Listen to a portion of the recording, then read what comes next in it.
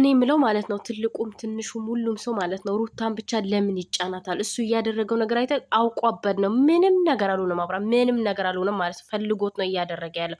ስለፈለገው ያ ነገር ስላስፈለገው ብቻ ነው እያደረገ ያለው እንጂ አብርሽ የሆነ ነገር ሆነ አብርሽ እንደዚህ ምንም ጤነኛ ሰው ነው። ምንም ነገር አልሆነም።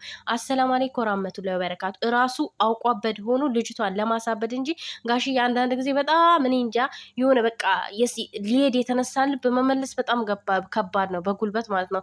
እርሶ ስላሰሩት እርሶ የሆነ ነገር ስላደረጉት ስለገረፉት የሆነ ነገር ይመለሳል ማለት አይደለም። ልቦ ነው ካልመለሰው ማለት ነው። እሌናው ካልመለሰው እሱ መመለስ አይችልም። ምክንያቱም ያን ነገር እያደረገ ያለው ፈልጎት ነው እያደረገ ያለው። ስለዚህ ልጅቷም ደግሞ ላይፏን ትኑርበት። ለምንድን ነው እሱ ላይፉን እዛ ጋር እየኖረ እሷ ብቻ እስረኛ ሆና የምትቀመጥበት? ምንድን ነው?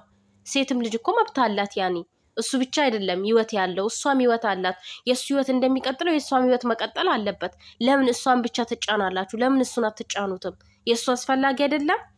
እንዴት ነው በእሱ ላይ ኮንፊደንስ? እንደዚህ አይነት ነገር እያደረገ አታድርግ ልጄ ታዋቁም ብላችሁት እንኳን አታቁም ጋሺ። እሷ ጋር ግን ያኔ እኔ ጋር ነው መብቴ ካልተሰጠው ከሆነ ነገር መቋጫ ካልተሰጠው በጣም ነው የሚደብረው፣ ያስጠላል። መቋጫ ስጡት በቃ መቋጫ ደምድሙለት። ምንድን ነው የምታስተምሩት? ጋሽዬ ራሱ ምን ውስጥ ነው እየገባችሁ ያሉት? ምንድን ነው እየሰሩ ያሉት ልጆቹ?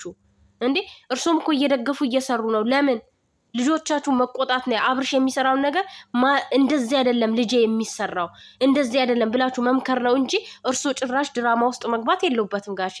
ድራማ ውስጥ መግባት የለብህም። ለምን ድራማ ውስጥ ገባለ? ለምንስ ድራማ እንኳን ሆኖ የባላባት ልጅቷን የሚጫንበት ምክንያት ምንድን ነው?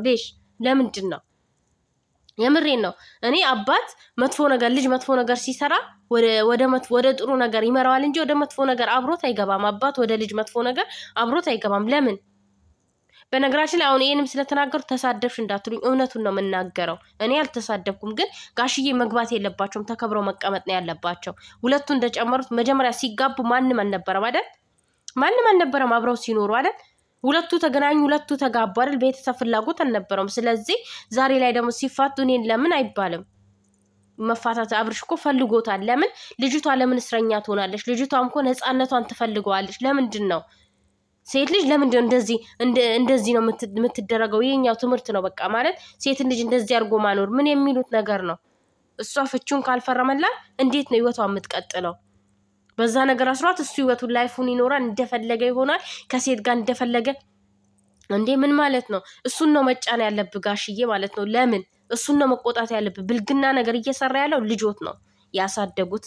ቆንጥጬን ያሳደጉት ብላቸው አሁን መጀመሪያ ያልተቆነጠጠው አሁን ቢቆነጥጡትም ምንም አይደለም ማለት ነው። ለምን አይለወጥም? ግን እኔ መልሰዋለሁ። የታለ የተመለሰው?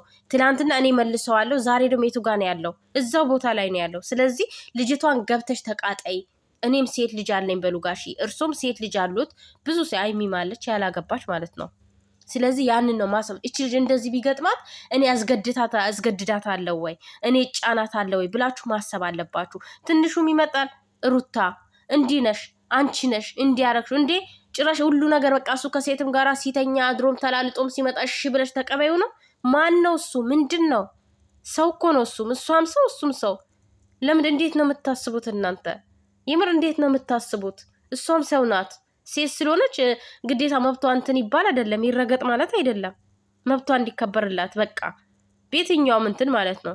ጭራሽ እሷ በእርግጥ ጋሽዬን እምቢ አትልም። በነገራችን ሩታዬ ሰው አክባሪ ናት፣ ጀግና ሴት ናት። ግን ለምን በቃ በዚህ ልክ እሷን ለምትጫናላችሁ? እሱ አንዴ ምንድነው የት ነው ሄዱት? እኔ አላየሁም ቪዲዮ በዚህ ሰሞን ማለት ነውና ያን ሁሉ ነገር ሲያደርግ ያልመለሱት ዛሬ መልሳለሁ፣ ይሄ ወረቀት ሲመጣ መልሳለሁ፣ አስፈርሙላትና ይለያዩ በቃ። እኛም ደግሞ እንረፍ፣ እሷም ደግሞ ላይፋን ትቀጥል፣ ህይወቷን ትቀጥል። በቃ ሲንግል ማሞና ማሳደግ ትችላለች። ፍቅር ስንት ነገር ተደርጋ እውነት በፍቅር ጊዜም እንደዚህ። ጋሽዬ ግን በመጥፎ ቦታ መግባት የለባችሁም። እናንተ በጥሩ በኩል ነው መምጣት ያለባችሁ። የምር